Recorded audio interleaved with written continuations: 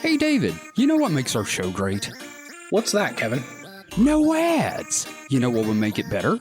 What's that, Kevin? Ads. What if, and I'm just spitballing here, we do ads for independent creators at reasonable rates? How reasonable? Overly. How about $2 per episode pre-roll? That is almost too reasonable. Might as well go for it. Let's send everyone to the contact page for Supernatural Selection. SupernaturalSelectionPod.com/contact? Exactly.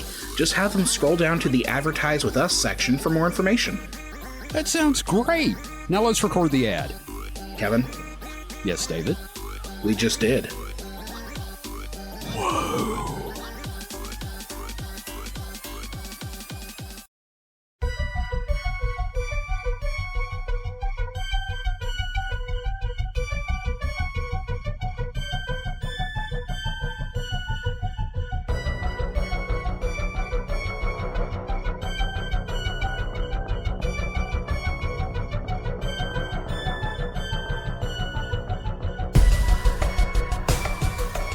Ladies and gentlemen, welcome to Supernatural Selection. I'm your host, Kevin the Bastard. With me this week are Mike the Skeptic. Mike, how are you doing? I'm fine, I guess. Yeah? Well, it's better than not being fine, I guess. And we have got Mr. David Davis. David, how are you doing today? I'm doing well. Usually you expect me to have a bit, but I have no bits for you. Nobody has a bit today, which is interesting, seeing the semi-seriousness of this topic. Mm-hmm. Let's see. So, again, we had a new patron last time. We still have that new patron, which is a plus. That is, of course, Andrew Richardson, host of Flags for Content. And he and I are both taking part in another podcast called Spooky Dice Bag. It is a D&D podcast, and I will have links to both of those in the notes that pop up when you click more information in your podcasting app. So that's exciting. And also, before we really get into everything, I got into contact today through synchronicity with Mississippi's only licensed hypnotherapist. So I may be paying a visit to them and finding out about my past lives. That could be fun. I'll be sure to report what happens. Mm-hmm. So do we have any shout-outs before we really get going? Anybody want to give a shout-out to somebody? Yes, shout. Shout. Let it all out. Thank you. Okay, Tears for Fears. We love you, I guess. All right. Well, that was lame. Wait, what was that? Tears for Fears? Yeah. Okay. No. Okay. Wait. Yes. No. Yes, it was. Yes, it was. Yes. I'm glad we're getting into the very important questions immediately on this very, very important episode. Yes. What's the meaning of life? Why do we suffer? And did Tears for Fears do shout? All right. So this week, after some delays and me having to reread Communion to make sure everything was fresh in my mind, we're going to talk about the one and only Mr. Whitley Strieber. Mm-hmm. Now, we're going to be talking mostly about his book Communion, which was a groundbreaking thing. And, David, I know you're familiar with him. Mike, you've soaked up some info over the years. What do you guys remember knowing before we really dove into this? Like, what was your public awareness of Mr. Strieber? Mike? So, I knew he had, hosted Art Bell's show. Yes. And I always got him confused with the Fire in the Sky guy. You know what? That's not the first time I've heard that. Mm-hmm. That's about it. Okay. Relatively same time period, right?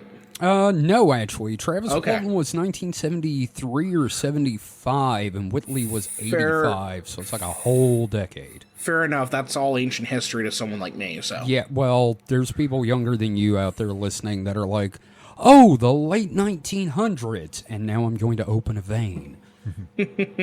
So, Yeah, my experience with Strieber, I hadn't read Communion until recently, but I was aware of the book, and mostly through that cover, which we'll probably talk about that at some point. Oh, yeah, no, that cover, man, I hope Eartha Kitt was getting residuals off that. But, yeah, like, I had known a little bit about Strieber, I'd heard about him on Unsolved Mysteries, and what kicked the topic off for me, and you and I were, I don't know if you were already planning to tackle Communion, but I remember watching I'd had the idea. I remember watching a documentary like late last year about Whitley Strieber and Communion, and then I had brought it up to you, and you were like, yeah, I wanted to tackle that. So I'm trying to remember, like, the order of events here. Well, I'd thought about doing it for a while because, I mean, come on, who hasn't made a joke about Whitley Strieber in their lives? Me. Yeah, that's... Oh, yeah. Okay, well, I regret it now. Yeah, that's one of the things that we're going to have to talk about here as we go through the episode, because this is going to get kind of, like, serious, with a capital S and everything like that, because whether you believe he was abducted or not, something really affected this guy and nearly destroyed his life. Yeah, and there's some jokes, the whole alien anal probing thing. Yeah, because some people attribute that to the Betty and Barney Hill abduction, but honestly, this is where it really happened. Yeah. So, that being said, let's dive into Mr. Whitley Strieber. Full name, Louis Whitley Strieber. He is an American author who, aside from today's topic, is best known as a horror author. Specifically, his most well-known works are the novels The Wolfen and The Hunger. Funnily enough, The Hunger stars David Bowie, so I'm kind of down to watch it. I've seen it. It is a very, very horny movie. Oh, wow. I'm kind of down for that. Mike, you want to watch it sometime? Maybe. Okay. I mean, it's got David Bowie and Susan Sarandon, like, both in their prime. Wow. Yeah, like, they're, like, if you're even a little bit bisexual, like, the movie's going to work for you. Look, I'm not going to lie. That bathtub scene in Batman v Superman had me going, so I'm down for this. Yeah. All right, so since the events chronicled in Communion, his career has taken an interesting turn. He works as a fiction author, of course, but he's also got a serious career as a paranormal nonfiction author. After his horror novel, Strieber became interested in ecology and the environment and started writing speculative fiction about ecological collapses and nuclear war. And he was actually, I don't know if you knew this, a consultant on the movie The Day After Tomorrow by Dean Devlin and Roland Emmerichsen. So, that's a thing. As for these days, he's most closely associated with his website, Whitley Strieber's UnknownCountry.com. His online news magazine is principally used to share alternative news and paranormal analysis, and the founding editor was Anne Strieber, who unfortunately passed away in August of 2015. Now, in a recent episode of his show, he talked about watching Anne's spirit, when she died, ascend to heaven, which is the space between atoms, and escape the clutches of the Greys who were trying to steal it. So I don't think he's coping well. Yeah. So Anne was an author in her own right, known for her thrillers such as An Invisible Woman and Little Town Lies, and she was really instrumental to helping Strieber maintain and expand his career following the events we're about to discuss. So she was also a host of Dreamland along with Whitley, which was the flagship podcast of the Unknown Country website. Which is still going strong, and I believe Dreamland was a spin-off of Coast to Coast, wasn't it? It was sometimes hosted by Art Bell himself, and it's really dry. Actually, as a podcast, it's like us without the jokes. Yeah, I tuned in for a couple episodes like this week, and I not the most compelling show. Like, I applaud what he's doing, but like I'm like, there needs to be more dick jokes. He's yeah. Any paranormal podcast can be improved with dick jokes. Yep. Now, let's talk a little bit about the book Communion. Mike, you were there while I was reading this, and Mike, you can attest, this is kind of a rare book for us. It's well written and understandable. It's not only entertaining to read, it does an amazing job of relating the emotional impact of the events described. That being said, the book centers on two major events in his experiences. So I really need to echo what you're saying here because the book is a very polished read. It's also intensely uncomfortable. Yeah. Now, Mike, you remember my reactions to reading this book. Yeah. Yeah. I mean, like, one of the things I said was, thank God an author got abducted. Yeah. Because, I mean, like, the only way this could have been better is if Stephen King had been taken up into the ship. God, could you imagine if Stephen King got abducted and what a great fucking book that would be? I can imagine how it would have fucked up the Dark Tower series more. Oh, God, yes. Yeah, okay, hey, we saved him from getting run over by a van. Oh, get him away from that UFO. So the two incidents in the book, they're broken up into his conscious memories and by what he ends up bringing up during hypnotic regression.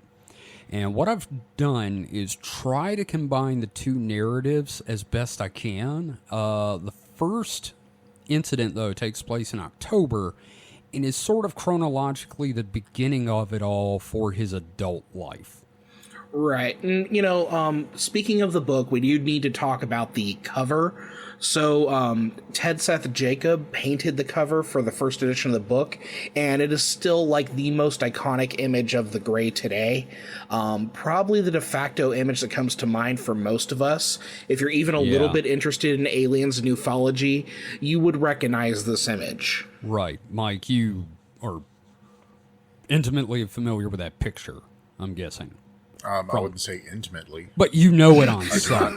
I do not know the image carnally. Okay, no. I mean, that's for another episode of this show, because we're going to talk about Whitley and his fascination with that entity. Yeah, and I think we're probably going to be Whitley Strieber revisited at least a couple of times. We're going to talk about his other books. We're going to do one on the communion letters, and we're also going to just come back and talk about what has happened to him lately, because this guy is a whole can of worms, and I have a low tolerance for a certain amount of worms in one sitting. Yeah, so that's the thing. A lot of this podcasting process for us has been like very much kind of like a discovery thing where, you know, like in the process of going through the script this week, I stumbled onto like 2 or 3 other episode topics. Yes. Now, before we charge into the events, Mike, I have a question. I really want to get this out there. For you. Now, I know you don't believe in the whole alien abduction phenomenon, but like, as far as people that are experiencing like genuine trauma from something like this, you do agree that they at least believe something has happened to them, right? I mean, they think something has happened. There's plenty of people that truly believe things happen to them that hasn't actually happened to them. Right. Okay, I just want to get that out there because, like, you know, you're the skeptic, and that's fine, and you're here to balance us out. And I just wanted to get that out there, though, that these people have been through something emotional, caused by their own self. Sure, absolutely. Yeah, and I just want to pipe in here because, like, as I went through the document, I also put in a lot of like things that's more on Mike's side of. Absolutely, because I am going whole hog into this thing and letting y'all pull me back. So, So, the first event on October 4th, 1985, Strieber, his wife Anne, their son Andrew, and 2 close friends of the family, Jacques Sangelescu and Annie Gottlieb, headed out to the Strieber's cabin in the middle of bumfuck Egypt in upstate New York near Winchester. You know, near the Xavier School for Gifted Youngsters. Oh, you said Winchester. It's Westchester, right? Did I say Winchester? Yeah, you said Winchester. Oh my God, I've got Supernatural on the brain. Westchester. It's those muffiny abs. But no, Westchester out near the X-Men school. Yes. Now, after dinner at a local restaurant, I originally said fun dinner, and then I heard the hypnotic regression, and apparently Jacques was a massive pain in the ass. So you get that impression from the not that Jacques seems like a bad dude, but no, he is but definitely like larger than life. He's definitely large, Russian, and opinionated about his food. So after dinner, the group headed back to the cabin. Now, the original plan was for the 4 adults to spend time in the hot tub. You know, whatever they get up to in their own time, that's their thing. But when they get back to the cabin, everyone felt extremely tired, more than they could really explain from a normal meal. So everyone went to bed. So it was probably a carb-heavy meal, probably a nice lasagna. I'm thinking it was either lasagna or maybe like some pierogies. A nice spaghetti. God damn it. So, all right, sometime around 3 a.m., Whitley was woken up by a light coming through the second-story window in the front room. Now, his bedroom is on the second floor, and with the door open, they can see the cathedral ceiling, and he has a round window at the second floor level. Now, the light was coming from above. Now, his immediate reaction was that the roof had somehow caught on fire from embers drifting up from the fireplace. But he soon realized that the light was blue, extremely bright, and piercing, not diffused at all. Now, from here on out, we go to the recalled information from hypnosis. Now you're going to have questions about the validity of these recollections, and we're going to address them later on, as there are some significant red flags in Strieber's account. Absolutely, and Strieber kind of questions the validity of it himself as well. But at this point, Whitley sees a shape standing in the corner of his room by the chest of drawers. It's about 3 feet tall and is staring at him. He finds himself terrified and unable to move. The entity is wearing a dark blue jumpsuit with a hood that hides its face.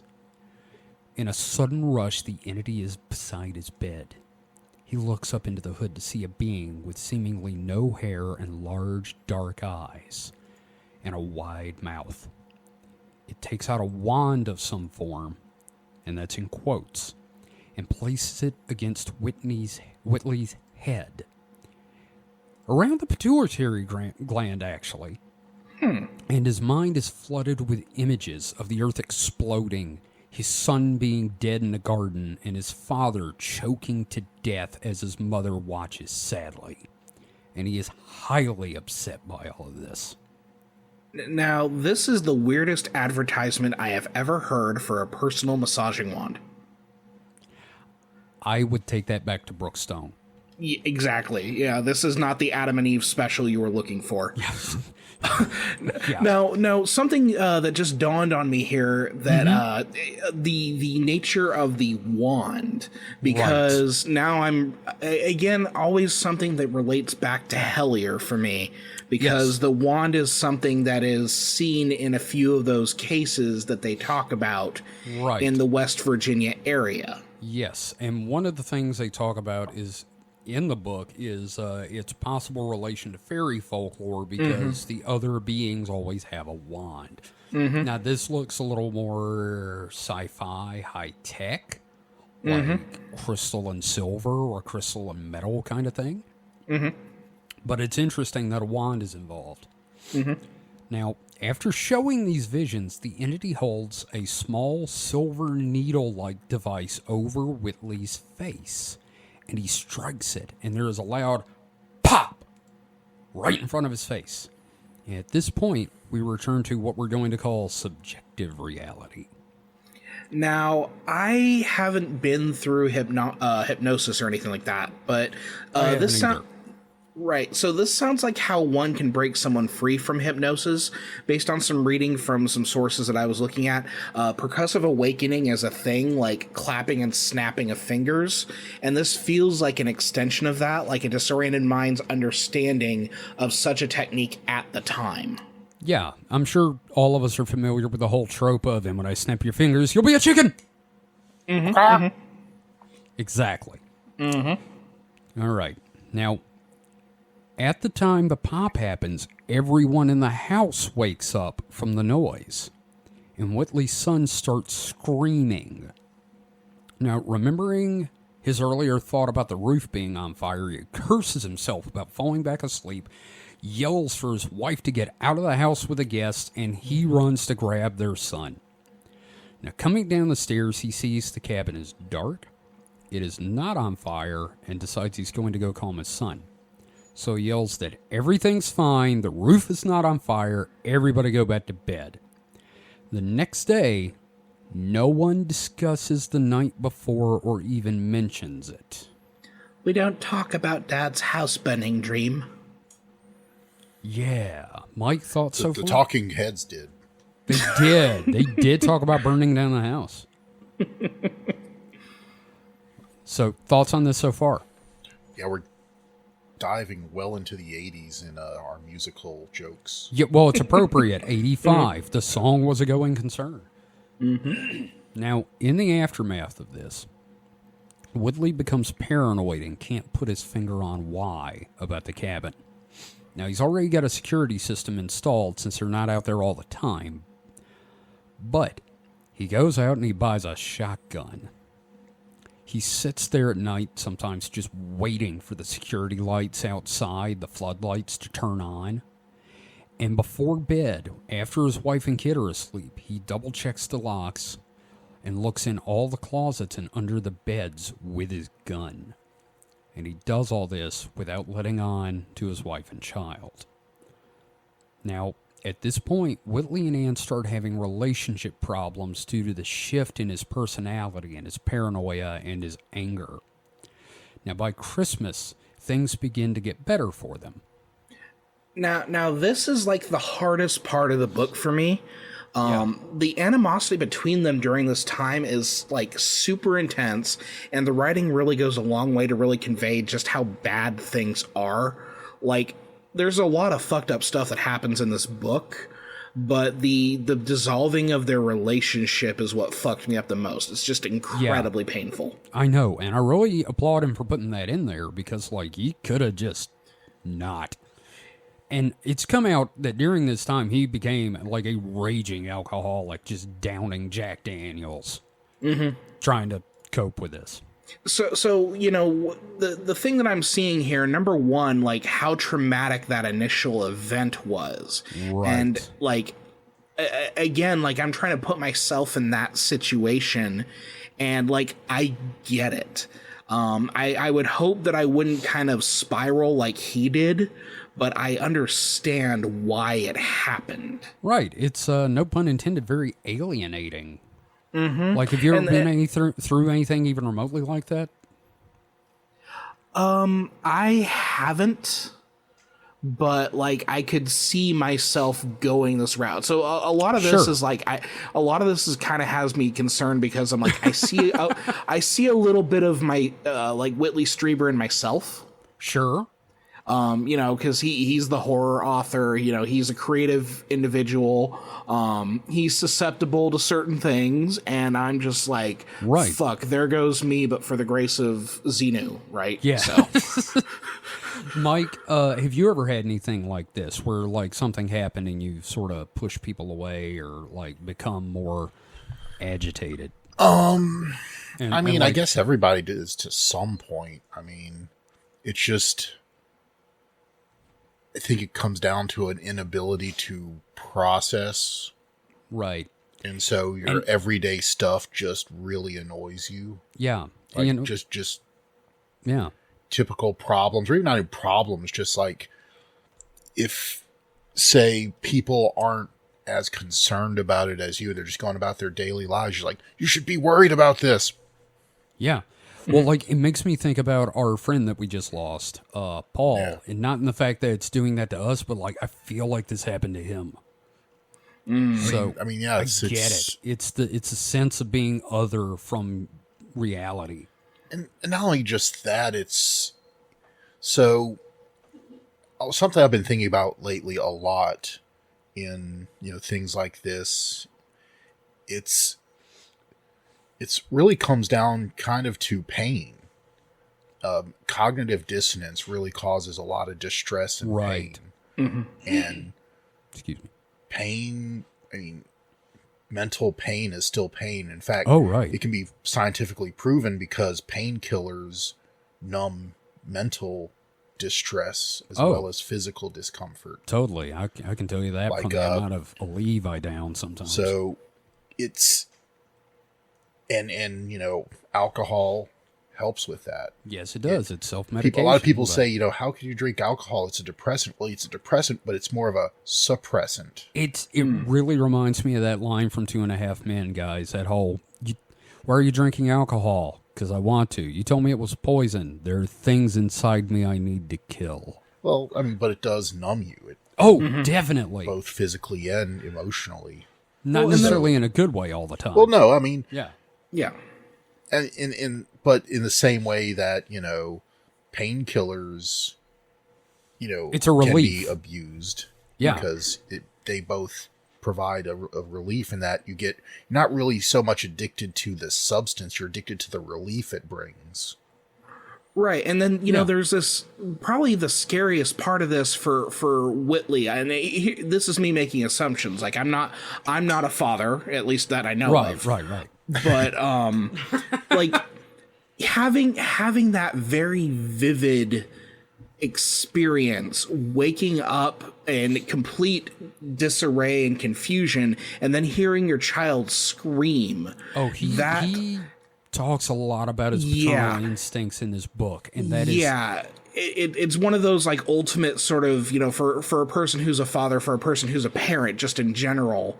The minute like this experience fucks with your kid, it's a spiral thing, because again, like we're as a species, we're kind of like hardwired to prioritize the health and safety of the children, and I feel like a lot of what's going on here is and I saw this in the book, is just this feeling of inadequacy and inability to protect his child. That sense of helplessness. I was gonna say something that you don't understand. You can't protect anyone from something you don't understand. Exactly. And we're about to get into the most hardcore part of this whole thing. So guys, buckle up. This is the day after Christmas in 1985, December 26th. That night it was actually a good one starting out.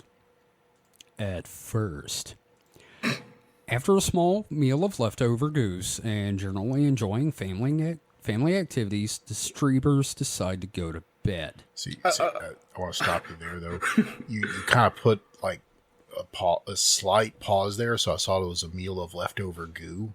Oh, God. Goo.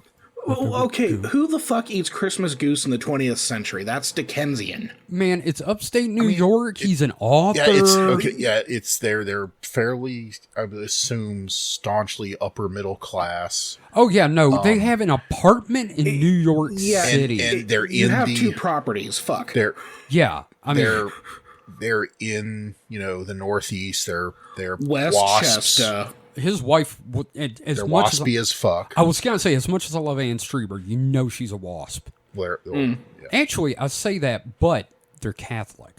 Well, okay, but still. But there's still that general, fucking property in New York and New York State. Fuck. Has anyone ever eaten goose here? Yeah, it's not bad. I don't think I've ever had goose. I mean, it's more gamey than it's a little bit like duck. Now, I love duck, so okay, now you'll I'm love intrigued. goose. Yeah. Duck, all right. Duck, goose. Oh! All right, so the Striebers go to bed. Well, let's get back to the horrible stuff. Anne and Andrew go to bed, which means out come the shotgun. Fuck. Whitley makes his rounds after everyone's asleep, and he double-checks the alarm. And with everything seemingly in order, he finally turns in himself. Now, what follows is disturbing. Not because it recounts an alien abduction. We've done that. But because of how much of this is from Whitley's conscious memories. Waking up the next morning remembering chunks of this. The hypnosis brought out more details. So, that being said, buckle your seatbelts, boys. I'm already buckled in. You told me buckle in once. You can't keep telling me to buckle in. Put on the shoulder strap, because this is about to get rough. Put him in the car seat. Put him in the car seat. Okay, I'll put him in the car seat. Mike, do you want your sippy cup? I'm not getting in the car seat. I'm too fat. Would you like a sippy cup of rum? I already have that over here. All right. Okay. Now, the first thing Whitley became aware of was the sound of someone moving around downstairs. The alarm is still set and glowing softly next to his door, and nothing has set it off. The lights outside are still turned off. Nonetheless, someone, lots of someones, are moving around downstairs. Now, this is extremely fucking scary given the previous situation and the already present gun-toting paranoia. I know. This is something he's been terrified of in the back of his head. And it's fucking happening. Right. So Whitley sits up, but he can't move. He doesn't know if he's too frightened or just incapable, but he can move his eyes, and Anne is still fast asleep next to him. And he looks to the cracked bedroom door, and he sees something that is completely beyond his ability to really understand, because peeking around the door is a small creature. Again, about 3 feet tall, but it's wearing a metal faceplate with round black eyes and an O for a mouth. And it seems to have some kind of metal chest plate with a triangle on it. And he can't stop looking at it. It sounds like a Shy Guy from the Super Mario games. God damn it. It does. Now, the thing is, you remember the movie, David? Mm-hmm. This is represented by the weird clockwork toy that runs up to him in the kitchen. Oh, yeah. Yeah, that doesn't make any fucking sense.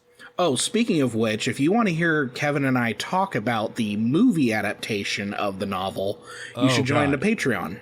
Fuck yeah, man. We talk a lot about cocaine. Yes, we do. Mike, I'm going to make you watch that one day. Okay. All right. So when the Thing realizes that Whitley doesn't have the shotgun, it again rushes to his side. Ugh. And then more creatures come in. I mean, it's more of the creatures from October 4th, but at this point he doesn't remember them. And there's a lot of them. Like, his estimate is maybe a dozen. And they lift him from the bed, strip his clothes off, and then carry him out into the woods on their hands over their heads. Now, are we sure he didn't pledge to a fraternity? Yeah, it was Kappa Beta fuck. So, the next thing Whitley is aware of is being sat down in a hole in the snow, a hole in the ground where the snow has been melted, which is interesting. Mm-hmm. Now, someone's moving around to his side that he can't see because they're just out of the range of his peripheral vision and where he can turn his eyes. And someone is in front of him. And he can't quite make it out clearly because even in his regressed memories, he has trouble recalling the face. And they're telling him something that to this very day, he won't remember. Now, suddenly he finds himself spiraling and seeing the forest above him, spinning, and then a floor closes underneath him. He's placed on a bench in a room that he describes as dirty. Like, it smells like BO, and there is discarded clothing everywhere. Like, you remember the Hitchhiker's Guide when Arthur and Ford are in the Dentrassi's quarters, and it's just like mattresses and dirty clothes everywhere? Mm-hmm, mm-hmm. It's like that. It's a very weird fucking vibe for a UFO encounter, a visitor encounter. It really is. It's not sterile, which is unique. Now, he's placed on a bench, and in front of him is a being. And it's the same being that had been explaining whatever it was to him. And he makes a point that the creature seems female. And at this point, it is the entity depicted on the cover of Communion. This is his first experience with what we could consider a gray. So this is our cover girl. This is cover girl, yes. Okay. Now, for some reason, he gets the impression that she's old. And he asks her, "Are you old?" And she says, "Yes, I am very old." She has an AARP membership.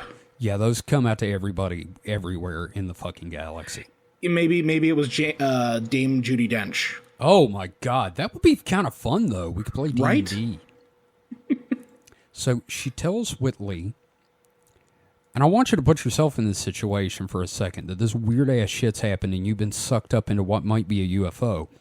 She tells Whitley they're going to perform brain surgery on him and that it won't hurt. Fuck. At this point, he panics. He is completely unaware of what he's doing, but he keeps having these visions of his wife and son finding him in bed as a vegetable the next morning. Apparently, he'd been screaming, "You're going to destroy a beautiful mind." Which, like, it's... On the one hand, it seems kind of, like, arrogant, but on the other hand, not necessarily. It's a very curious thing. I see it as pleading, like, please, Yeah. like, God, my brain's beautiful, don't kill it. Yeah, I'm a unique individual. I think that's what he was going for. But then also, he is an author. So maybe he's... Again, I'm not quite sure how to read that, but I feel like it's more like, I'm a living thing. I'm a unique entity. No, not my brain. Thank you for that, Mike. I needed that. So the next exchange is odd. They really kind of gloss it over in the movie, but it's kind of odd. But the first thing is the entity asks Whitley, "What can we do to get you to stop screaming?" Fair question. Right? Drugs. Yeah, was he screaming the entire time? Yes. Like after she said the brain surgery, just constant screaming. Well, yeah, I mean, I would too. Yeah, definitely. Right. Now, the second strange thing is his response. "Can you let me smell you?" Oh, he's one of those guys. Now, while this is bizarre, it kind of makes sense. Whitley needed to know that what he was experiencing was real because he thought maybe he was losing his mind. I'm not saying he wasn't. And the one thing he could think of was smell, because smell impacts memory. So, Also, it could be like, have you ever smelled anything in your dream? I don't think I have. I have never smelled anything in my dream. So, I mean, I read that, like, I forget what I was reading or something, where someone was trying to figure out if they were dreaming or not, and they smelled something. Right. And they could smell it, so they were like, well, I'm not in a dream. Yeah. And so it made me think, I was like, you're right. That probably would work. Because, I mean, the reading thing I don't buy, because I've read shit. Yeah, no, it's Batman the Animated Series. That could be just bullshit. But the smell thing does make kind of sense. Smell and taste. I've never tasted anything in a dream. Yeah. Well, so now, is that how smelling salts work? Because I've never had to use those, but is that the principle behind this idea of like wakes having up that section of your brain and kicks you back into consciousness? Interesting. Yeah. So after this somewhat bizarre request, the being very gently places its cheek against his face, and he inhales deeply. And it smells of cinnamon and what I'm just going to summarize as flesh, all the things you associate with the natural smell of a living being. It smells like some form of an entity and cinnamon. The entity cradles his head, and other creatures come up and hold him and calm him. Then there's a tap on the back of his head, a bright flash in his eyes, and a pop sound, and he realizes they just did the operation. Oh, so it's like, when you have a little child and you got to give them a shot. Yes. Distract them with something shiny and cool and then jab them. Yes, that's exactly it. Or like taking an animal to the vet. He describes his treatment as, while not inhumane, it is very reminiscent of treating an animal. Right. And then, the smelling thing is just such a weird detail that it kind of makes sense, but it's also a great example of like weird ass dream logic. If you're building the case that this was like a very, very, very like powerful dream. And we will talk, I didn't put it in the outline, but we are going to talk a little bit about hypnagogia later, I believe. Mm-hmm. Yep. So now what comes next is from the hypnosis session, because after this, it kind of glosses over. He's taken from the holding area into another room full of grays and the little worker men that came to get him. And it reminds him of one of those old school operating theaters from the old days. The big round one with the stadium seating where they would do an operation in the center and all the doctors would watch to learn. Mm-hmm. Yeah. Yeah. There's also a big-ass praying mantis. Now, was this mantis smoking a cigarette in the corner and going, yes, yes? I just imagine it is sitting in the cuck chair from a hotel. Because I really feel like this is the origin of the mantis cuck. We're in the thick of it. We need to update our bingo card with a variation that has cuckoldry in one of the squares. Yeah. That comes up a lot. Mantis cuck comes up a hell of a lot. So he's brought into this room where everyone's watching. He's placed on a table and put in sort of like the position like you're at the gynecologist in the stirrups. Mm. And then something's brought out. And it looks like a metallic snake with some form of mesh net at the end. And the description honestly sounds like the microphone right in front of my face. Now, we know where this is going. Now, gentlemen, do you remember the show The Venture Brothers? Yes. Do you remember The Nozzle? I do not remember The Nozzle. Look up the clip on YouTube and you'll immediately get the reference. But the minute I read this, I thought, The Nozzle. Do not look at the nozzle. Now, Mike, you said you know where this is going. I said, I have an idea where this is going. Yes. Well, that's when it happens. This is it. This is the birth of 1,000 memes and 10,000 jokes. In the context of the book, though, and related to us by the man who experiences it, it loses all humor. The snake thing was inserted into his anus. And at this point, Whitley finally felt something other than fear. Anger. And at some point, during his screaming in anger, the object is removed, but he doesn't remember when. The female, as we're going to call her, asks him, "Is this as hard as you can get?" And Whitley's confused by this. And then he looks down and sees that his penis is at half-mast. He's horrified that it would even be at this state and tells him, "No, not with you here. You're ugly." I feel like I'm on the wrong side of X-Hamster again. Ladies and gentlemen, do not go to Motherless. That's all I'm saying. Something is then placed behind his ear and then against his earlobe, and something is inserted. We'll come back to that in another episode because it doesn't really play out that much. He is then led into another room, and no amount of hypnosis or concentration has brought out what happened in that third room. Now this is scary because of the abject horror he's experienced up until this point, which begs the question, just how much worse could that locked away memory be? Yeah. Mike? Yeah? What do you think? What do you think happened in the third room? Parcheesi. You know what? For his sake, I fucking hope so, and it was right? just boring. Because this is already pretty fucking hardcore for a dude that didn't believe in UFOs before this. That's the other thing. He was a hardcore skeptic on this stuff. Mm-hmm. He was like, you talk about UFOs, he's like, that's bullshit. So, after being taken to the third room and the memory gap, the next thing he knows, he's standing in his bedroom and the entities leave through the door.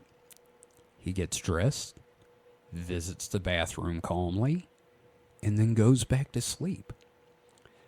Now, unlike the October 4th version of what happened, the following day he develops fevers, chills, a bleeding anus, and severe fatigue.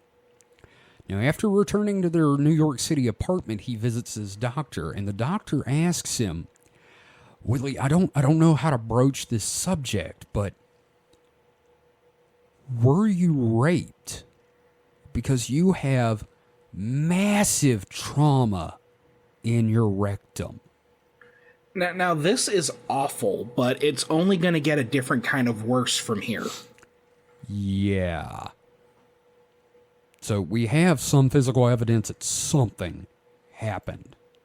Not saying it was aliens, but it was aliens. Mm. So Strieber's memories of December 26th haunted him.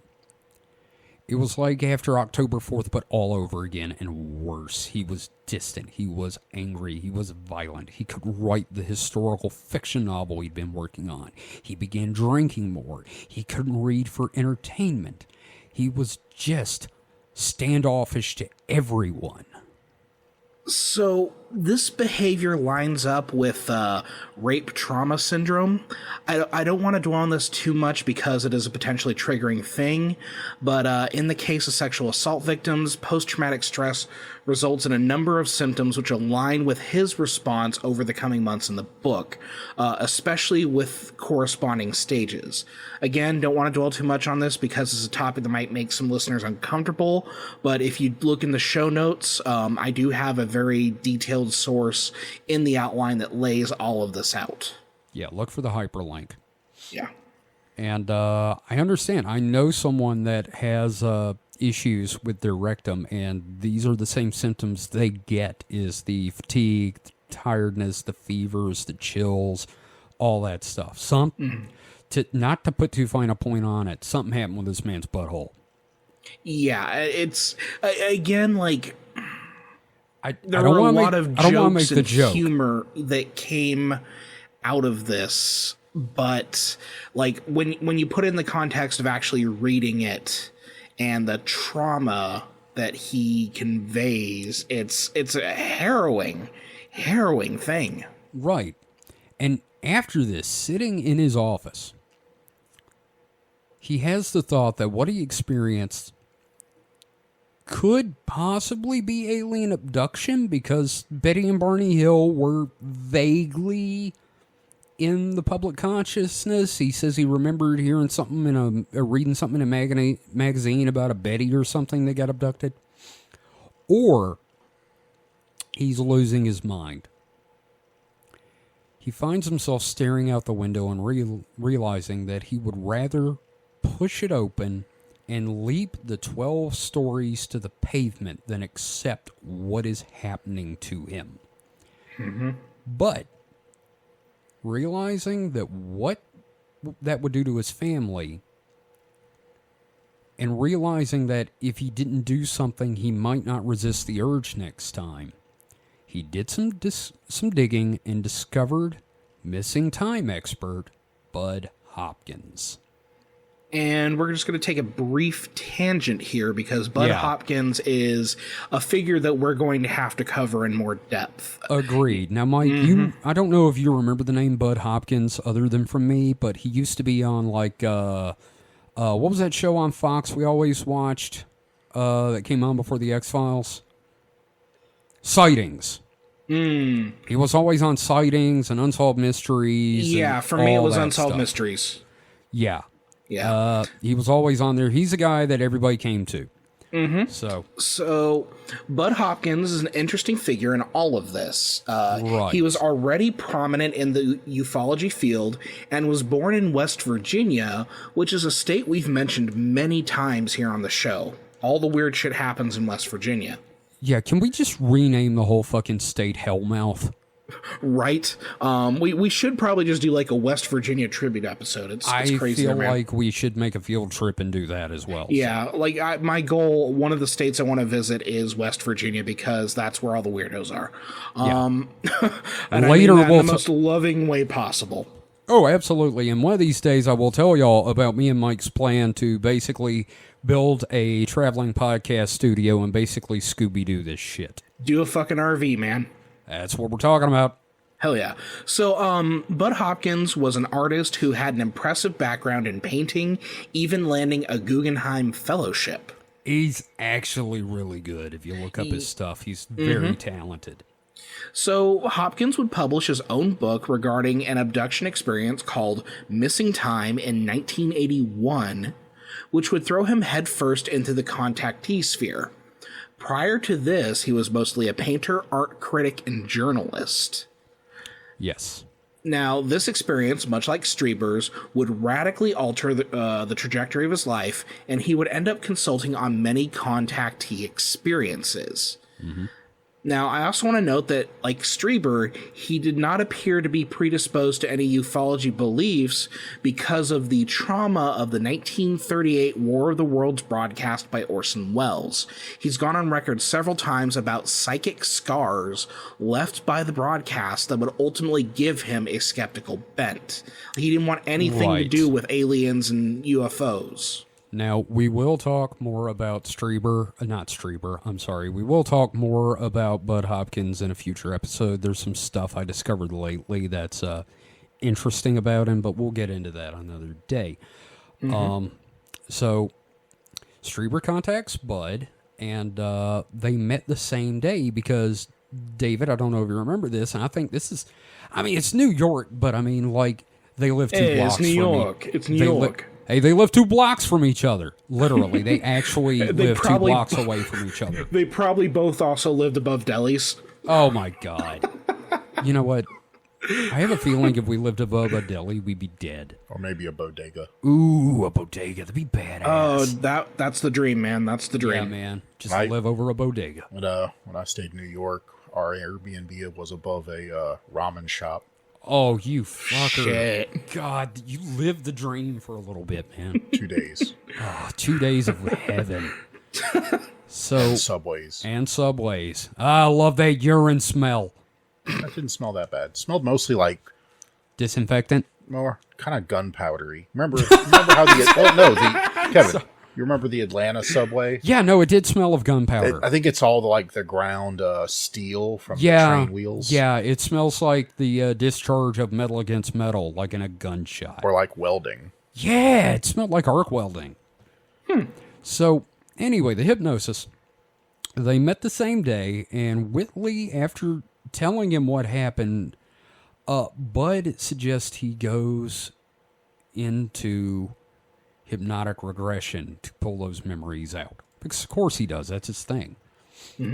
Now, Whitley said he wanted to find his own hypnotist to do the sessions. It's not that he didn't want to trust Bud, but he wanted to make sure there wouldn't be any leading questions. So he went with a very noted hypnotist, one of the leaders in the field that was, of course, in New York. Because New York. I don't have the gentleman's name, but what follows is audio of that hypnosis session. And boys, this is this is rough. Let me know if you can hear it okay, all right? I saw something that looked like it had a hood on it. Standing over by the wall near the corner in our bedroom. And I don't want it to be there. I don't want it to be there. Please. Darling. You can only do it to me. For Christ's sake. No. Dad.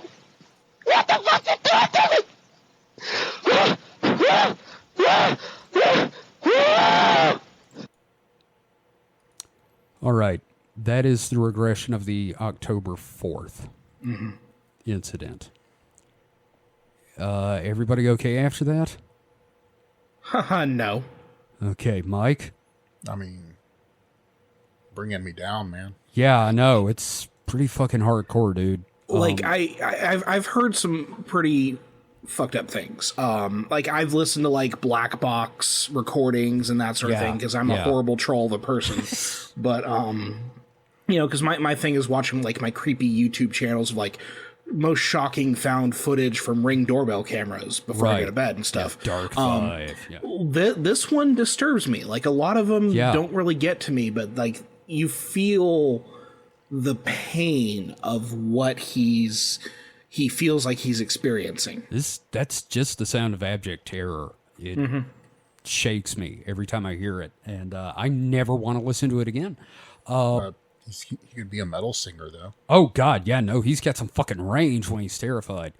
Now, I've listened to the Barney Hill regression tapes, and that's another fucked up one, man.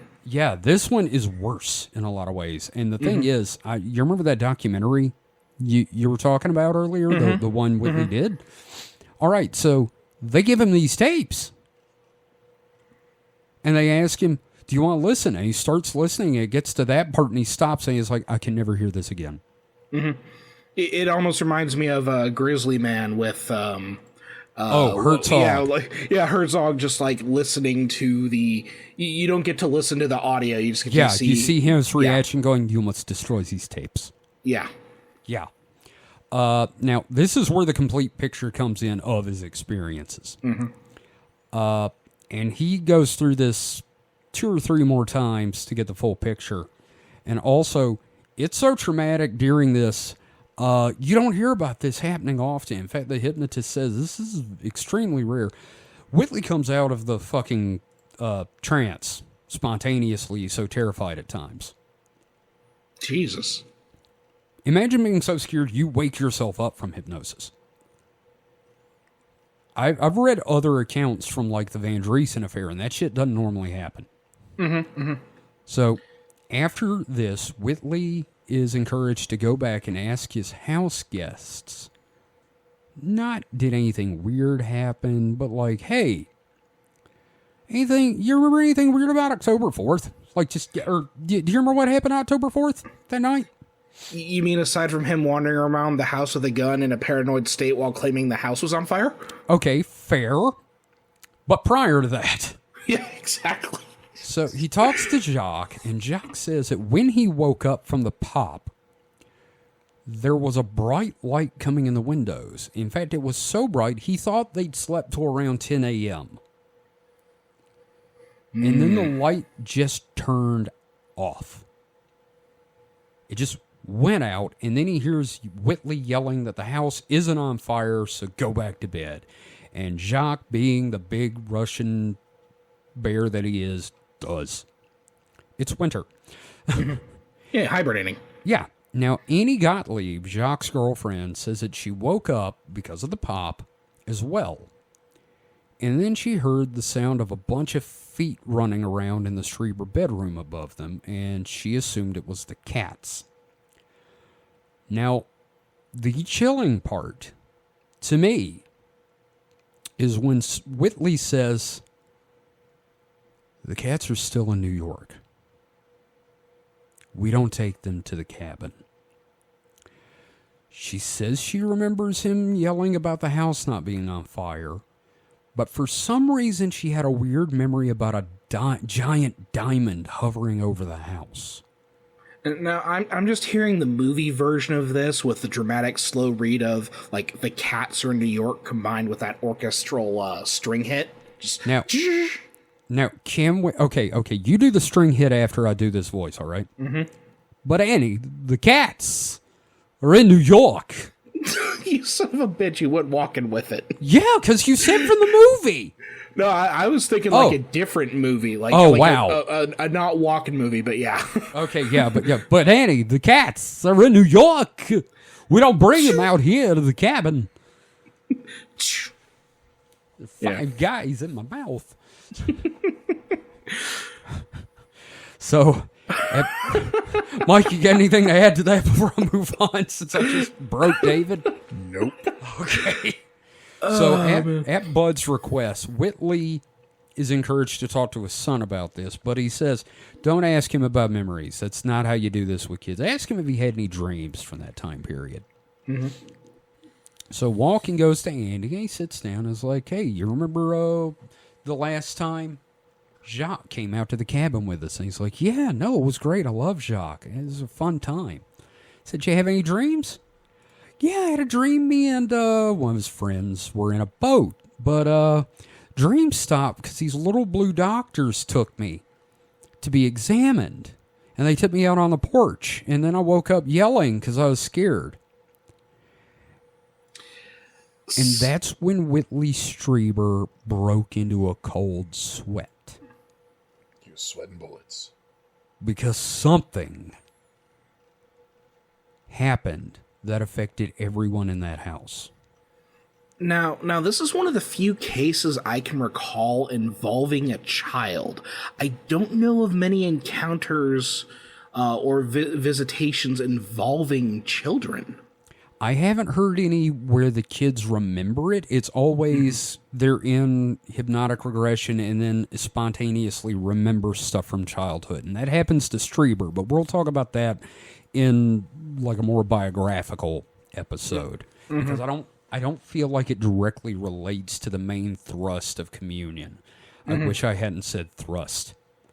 Well, yeah. So, again, Strieber was really careful about his questioning. He never hinted that he thought he'd seen aliens or was abducted or was losing his mind to anyone. Not even his wife. But eventually, talking to her, he got her to go under hypnotic regression.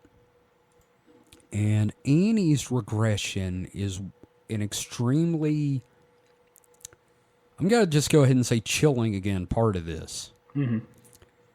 On the night of the 26th, Anne Strieber remembers waking up and Whitley wasn't in bed. But that didn't bother her because he disappeared in the middle of the night so often. Mm-hmm. She knew he'd be back, and they had told her to just stay in bed and wait. Now, in the regression, when the hypnotist asked, who are they? She would not answer. She just had to wait and help Whitley when he came back.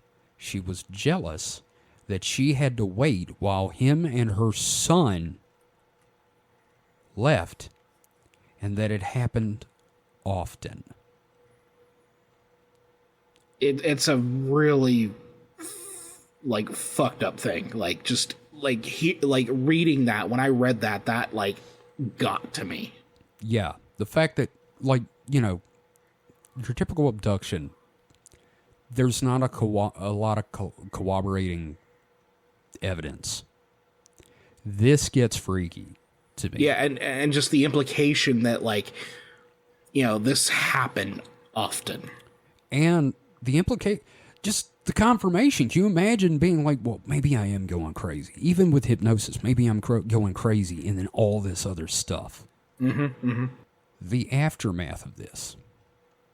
To say that Strieber's life was changed by this would really be an understatement. I mean, being an author, he decided to chronicle the experience. And Anne began working with him on this after both their regressions.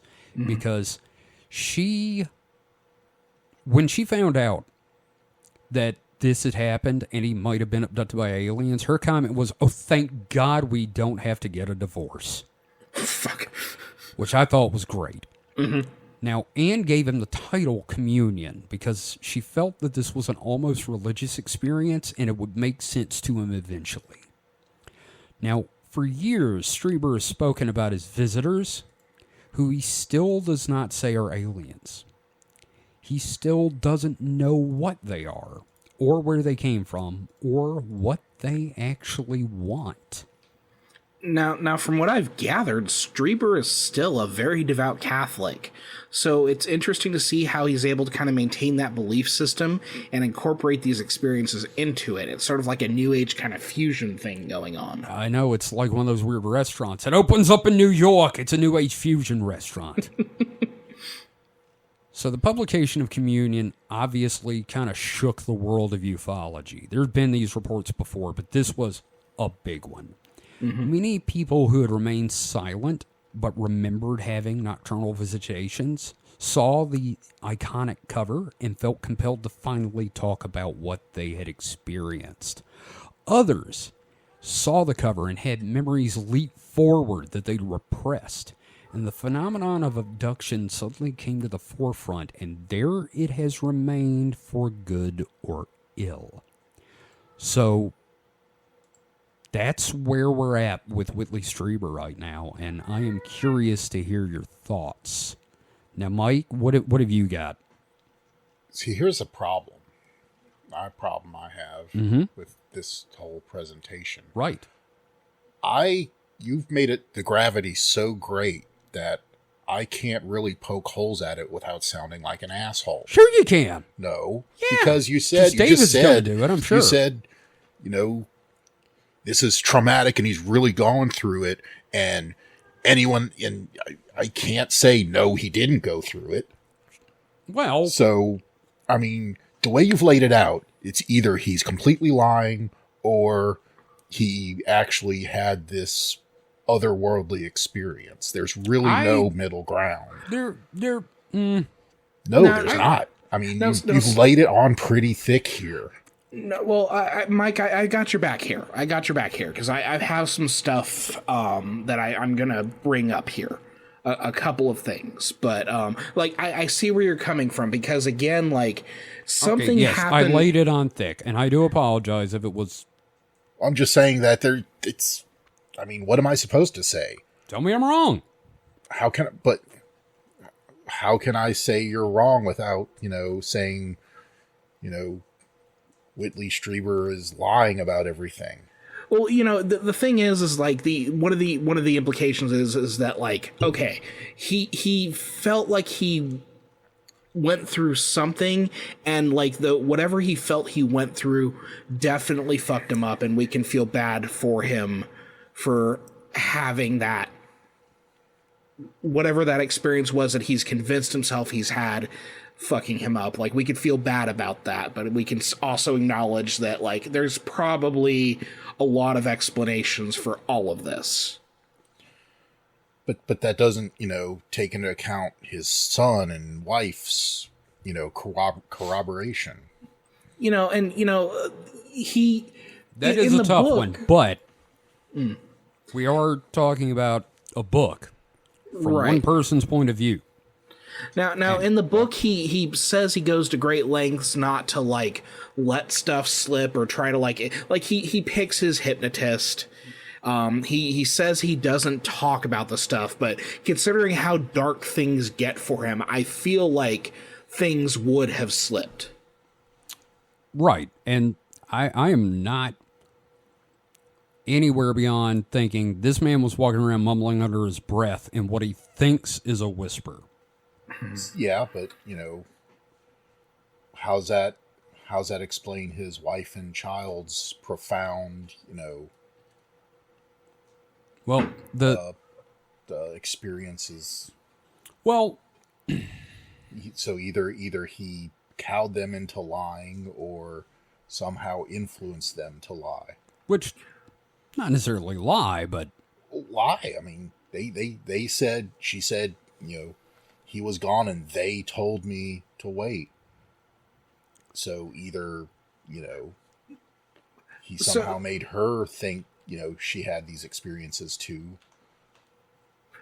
So that's the interesting thing about memory here, because people can convince themselves of something or be influenced, and it's not necessarily malicious. It's just you feel like this is a thing that happened, and you feel like you've lived it, and for your own experiences, it's become a fundamental part of you. So I want to bring up a couple of things because I think this is going to kind of help address the issue going on here. Right. And one of the other things that they talked about in the book is you can lie under hypnosis. Oh, yeah. I mean, Yeah. I was going to say that too. I mean, yeah. hypnosis is not a truth-telling Oh, no. thing. And it's fallible. Mm-hmm. And it's, debatable exactly what happens under hypnosis, whether you actually remember real memories or not. Oh, yeah. No, that shit is not admissible in court. Like, again, to mention Hellier, the whole hypnosis used to induce an alien contactee situation. Again, like, that wasn't... we see he isn't picked up by aliens at all, but it becomes an indelible part of his psychic experience, I guess, that it is a thing that he is convinced has happened to him. Right. So... yeah, so there's two things I want to bring up, because as much as I find communion to be fascinating, I do have my criticisms. Right. So one theory I wanted to discuss, and I wanted to bring this up earlier, but I didn't want to interrupt your storytelling, Kevin, because I think you did a wonderful job. Thank you. I'm really proud of the writing on this one. Mm-hmm. So there's this theory that Strieber had undergone something known as hypnagogia. Yeah, like a hypnagogic state, basically, where you're awake but dreaming. So, from what I can tell, the first author to put this idea out there, because again, Communion was a huge book. The first person I could think who put that out there was neurologist Stephen Novella. Is it funny that he wrote a book and his name is Novella? Right. Specifically, the description of the paralyzed state on the December encounter stood out to me. And this is actually a pretty common neurological phenomenon. Like, I guarantee you, if we were to ask around, like, we would know at least a handful of people who have had similar kind of hypnagogic episodes. That's just, what's that thing? Sleep paralysis. Yes. Mm-hmm. Had that before myself. Yeah, exactly. Exactly. So it's just that combined with waking dreams. Yeah. Basically. So I'm going to quote... Oh, yes. I was going to say, I can tell you that whatever happens when you have sleep paralysis seems extra real. Yeah. Which, it's... Yeah. Our coworker, the Skinwalker, has experienced something very similar. He thought the Hat Man was coming to get him. The Hat Man? The Hat Man. I am not aware of the Hat Man. What the fuck? The Hat Man, the shadow, the shadow beings, the shadow people. Is this okay? Well, if you said shadowed people, I know what the fuck you're talking about. Okay, sure, but imagine Eddie Valiant from Roger Rabbit is a shadow person. Huh. Interesting. Okay. Sorry, continue. No, it's fine. It's fine. What's that, Mike? I was going to say, I read a celebrity talking about, like a celebrity quote about the Hat Man. Yeah, I don't remember who that was. Like, Gage was talking about it, I think. Fucking add it to the list. There we go. That's the next big seeing, is everyone seeing the Hat Man. Yeah. Yeah, forget Slender Man, forget Siren Head, now it's the Hat Man. Yeah. So I'm going to quote from a piece published in The Atlantic here. The piece is titled "The Trippy State Between Wakefulness and Sleep," and it's by Von Bell. So I'm just going to quote here. Quote, "There is a brief time between waking and sleep when reality begins to warp. Rigid conscious thought starts to dissolve into gently lapping waves of early-stage dreaming, and the world becomes a little more hallucinatory. Your thoughts a little more untethered. Known as the hypnagogic state, it has received only erratic attention from researchers over the years, but a recent series of studies have renewed interest in this twilight period, with hopes it can reveal something fundamental about the consciousness itself." Which, I'll be honest, this makes a hell of a lot of sense here. I don't want to be overly skeptical, but this theory that like a lot of this was a hypnagogic episode feels likely to me. That's not to say that this state may not also be in conjunction with some sort of visitor encounter either, though. Sure. Now, I am going to bring up the fact that you know what? We'll go into that in a minute. Okay, but Mike, how do you feel about the hypnagogic state theory here? I mean, I guess. Because I've got something for the wife and kid, for Anne and Andrew. But revelation. But there's also the think about the time period. This was 85. Yeah. 86. Yeah. Think about the cocaine. A lot of drugs. Yeah, no, I was going to say there's cocaine and or LSD. Uppers, downers, bennies, dexies. Well, okay, so Mike, I guess I'm going to put this question out there for you. How you're having a hard time being the skeptic here because again, it's a compelling narrative. I would argue it's a very compelling story. It's not so much that he's having trouble being a skeptic. It's he doesn't want to come off sounding like an asshole. Okay, right? But let's take this in the opposite direction. How do you feel like there is an authenticity to this? I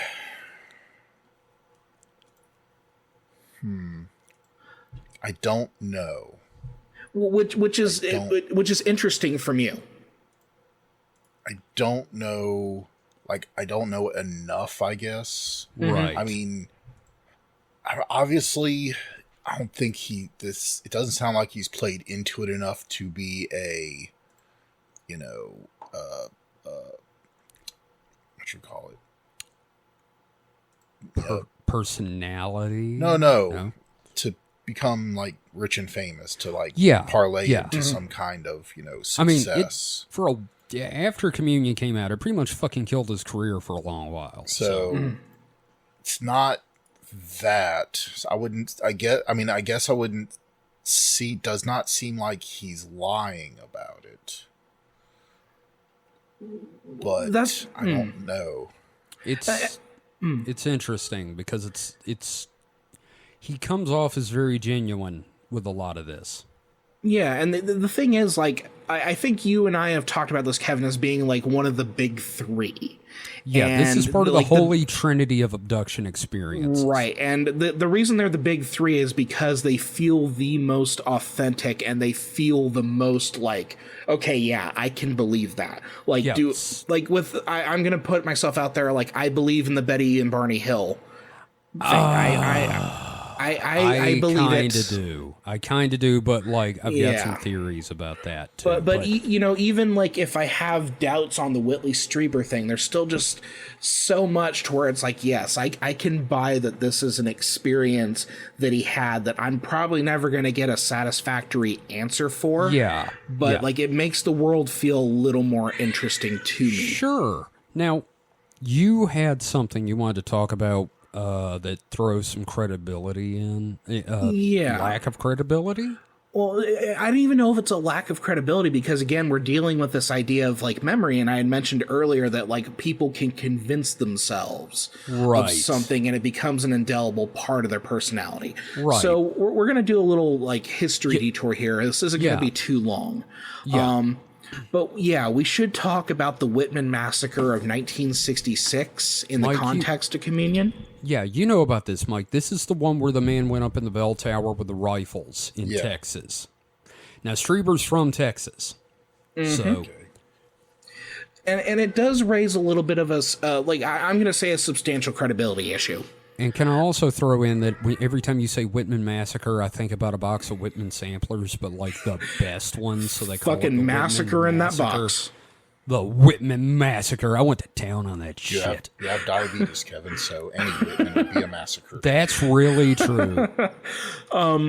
So, in Communion, Whitley Strieber mentions telling multiple people that he witnessed the mass shooting at the University of Texas in Austin on August 1st, 1966, as perpetrated by Charles Whitman. They had made a movie adaptation of this with Boris Karloff, I believe, as this, it was inspired by it. It was a Roger Corman thing.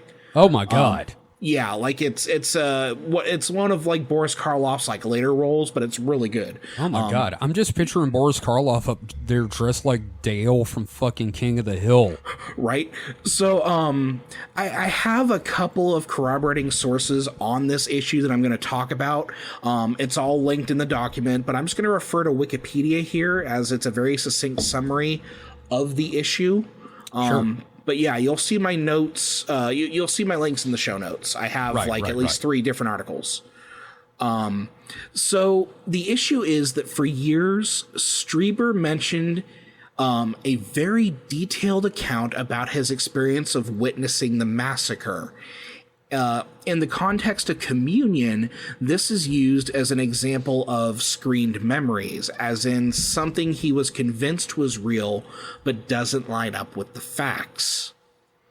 Now, it's a weird situation because he had done interviews prior to communion mentioning his view of the event in explicit detail, only to decide in communion that it must not have happened, and this is after the hypnosis and everything like that. Right. And then later on, when he did his book Transformation, he decided it happened again.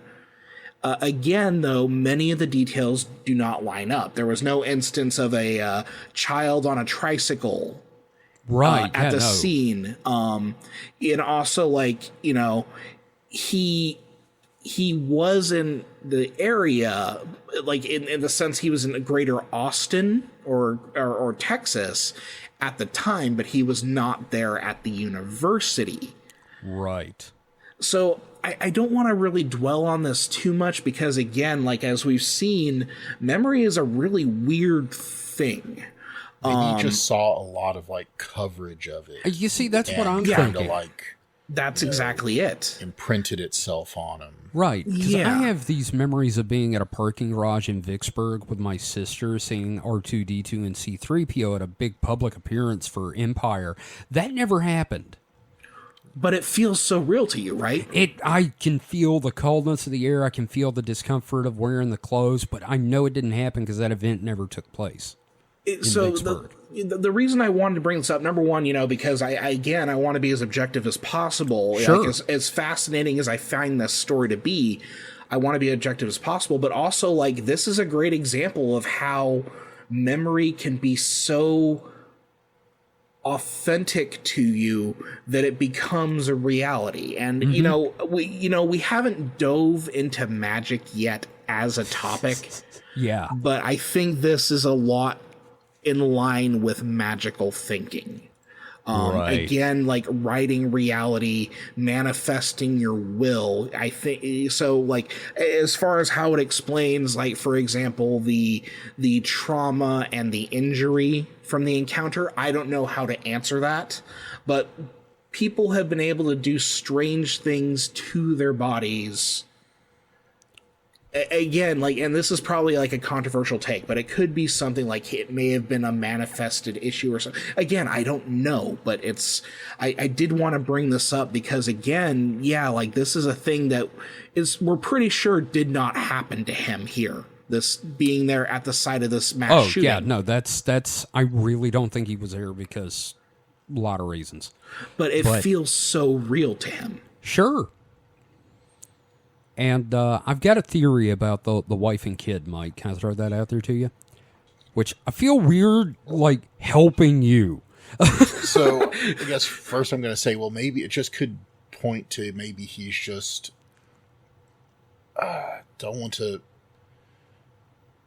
not really go away, kitty.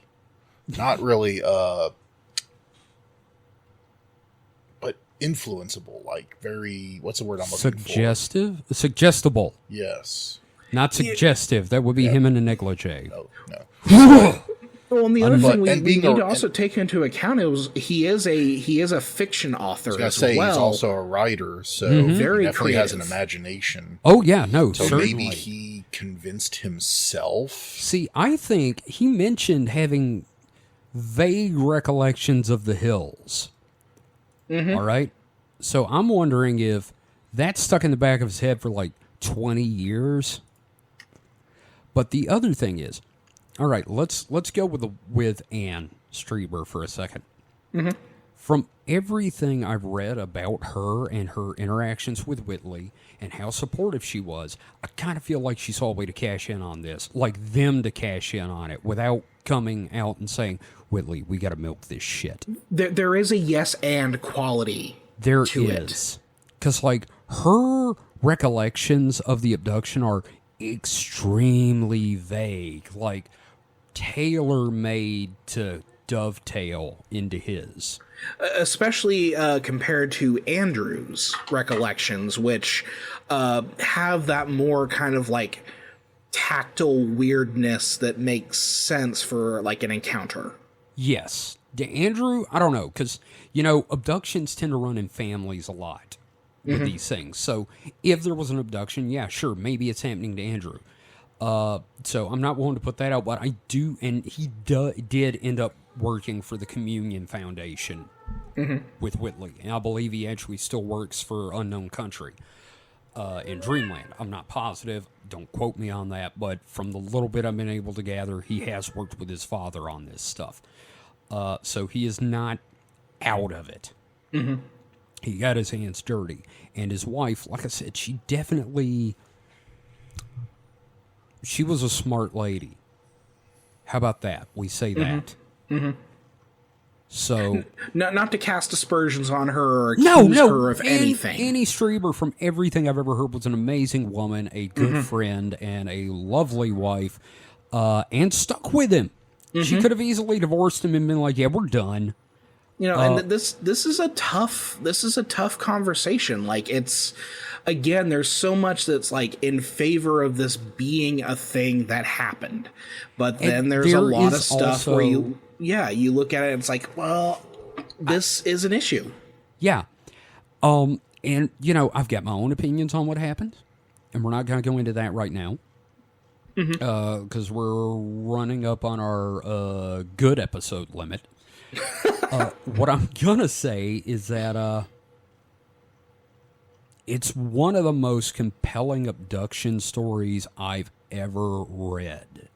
And I also want to throw out there that, like, again, like Betty and Barney Hill, through like the Reader's Digest publications of all that stuff, like that was a huge thing for contactee experiences, and it started a wave of stuff. Yeah, it definitely changed the dynamic between humans and aliens in the public consciousness. But I think Communion did even more than that. I think Communion is the bigger, especially combined with like mass media and that sort of thing. You know, Whitley Strieber is able to run because Betty and Barney Hill kicked the ball. Right. So, again, yeah, like this, the impact of Communion, I think, is much bigger than Betty and Barney Hill, but that's just because it opened up the territory for Communion. Definitely. I completely agree. Yeah, Mike, I'm sorry if you felt like you couldn't really throw in on that because of that. It's a tough one. Just that. The thing is, it's like, okay, yeah, no, this could all be complete bullshit, and then I hear that regression tape, I'm like, Jesus. Yeah. That's the one thing that really gets me is his reaction. That is a gut reaction to something. Now, did he get taken by visitors and have medical experiments done? Maybe. Did he go to the bathroom, miss the toilet, and sit on the plunger? Oof. Ouch. I've thought of that. Like, I've almost done that. I've wondered, am I going to wake up tomorrow thinking the little gray man came and got me? And why is this traffic cone in the shower? I told you about this. God damn it. Maybe he wanted to try butt stuff and he didn't like it. That's the Henry Zabrowski theory, is that he got taken in the woods and had some man's affection forced on him. Well, I meant like he was like, I'm going. Or maybe, his wife was like, we're going to try this. And he's like, okay. He's like, ow, no, stop. Ow, quit it. Why are you not quitting it? Oh, God. I don't know. My advice to that is grin and bear it, man. Use more lube. Yeah. Speculation overruled. Yep. Yep. So, Yeah, it's a really confusing case because of just the solidness of a lot of it. But, like, again, it's up to you to decide. And, you know, maybe it was ultra-terrestrials from the super spectrum. I don't know. I just hear Mike kind of groaning in the background. Yeah, was that your mouse wheel or was that your teeth grinding? Yes. Okay. Everybody drink. Yeah.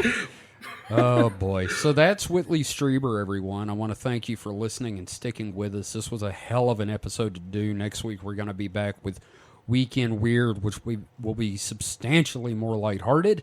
David, you had something to say about the Weekend Weird, didn't you? Yes, actually, we're going to be doing a live recording of it on the Discord, as in people who are a part of the Discord will be able to pop in and listen and hear how the sausage is made, you know, when we shove the pig in the grinder and everything like that. A lot of screaming. Yeah, a lot of screaming. If you listen to our episodes, I gotta say they're pretty polished, but, you know, you're missing, like, the 40 minutes of just us yelling at each other. Right, and warming up and talking about stupid shit. Yeah. So yeah, we're gonna be doing that, and we're field testing here, and then the idea is I think we want to be able to make this kind of like a thing for the patrons. You know what I mean? Right. So, yeah, that's kind of the plan, and we would love for you to join us. Again, you can go to discord.supernatpod.rocks and join our Discord. You can find everything else at supernatpod.rocks, including our Patreon and our blog, which will begin updating again soon, and various stuff like that there. We really appreciate everyone that's been listening over the last 2 years. I mean, like, this has been amazing. And we're nowhere near done. David, how many topics did you say you think we've got on the topic list? So I counted around 50 because I know a couple of them, especially the ones that I'm attached to, are going to be series. Right, right. Because I cannot constrain myself.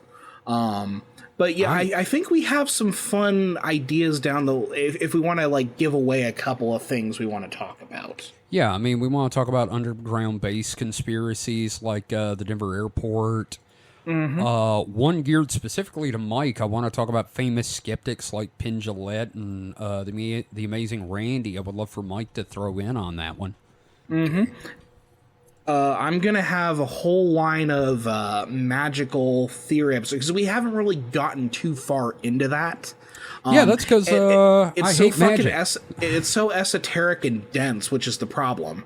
Yeah, Mike, you want to see somebody get on your side? I'm there, buddy. We'll be there in the trenches. It's going to be me by myself on that one, but no. But like, fucked me, old beauty. I do have. I'm going to handle a couple different episodes on witchcraft. Like, we're going to talk about the Malleus Maleficarum. The Hammer of Witches. I have a collection of witchcraft trial narratives that we can get into. You're going to talk about Tituba? Yes, yeah. Tituba is going to be one that we're going to talk about. Yeah, and then I also have my insane theory that I just kind of started developing today based on going through this outline, that the War of the Worlds broadcast was, in fact, a magical ritual. Maybe not an intended one, but a magical ritual. My eyes are pointing in two different directions after hearing that. But still, I'm excited. That's going to be fun. Yeah, no. We got a lot of stuff to talk about.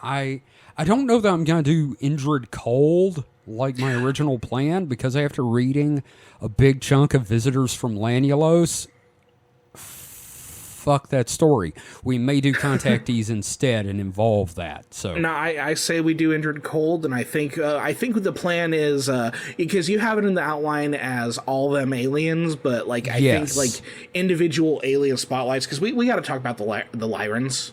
Well, that's what All Them Aliens is about. Is going to be the beginning of that, where we talk about all them aliens, and we go over like at least between 6 and 13 of the races that are involved with xenopolitics, Mike.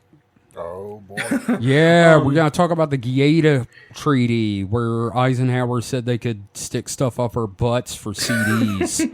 You know, we're gonna have a bunch of biography episodes. And then if you have an episode idea that you want to let us know about, or if you have a lead on a story, or you want to tell us a story, go ahead and contact us, because we want to get you all involved. Again, contact.supernatpod.rocks, as in the things you pick up off the ground and throw at religious people coming to your door. I was going to say, or the things that are in Kevin's head. Yes. Full of rocks and goo. So thanks everybody for listening, guys. Thank you, Mike, David, for going through this with me. We'll have a lot of fun next week where we don't talk about something this serious. Right. Hopefully no traumatic audio. Oh, God, never again. Sorry about that. Warning, butt screaming. Oh, Jesus. Yeah. So, anyway, we will see you guys next time. Until then, stay safe and stay frosty. Goodbye. There's a cat that was chewing on my microphone stand. She was chewing on your knob. She chewed on my... Ooh, that's bad. You want to have a hypnotic regression about it? Maybe.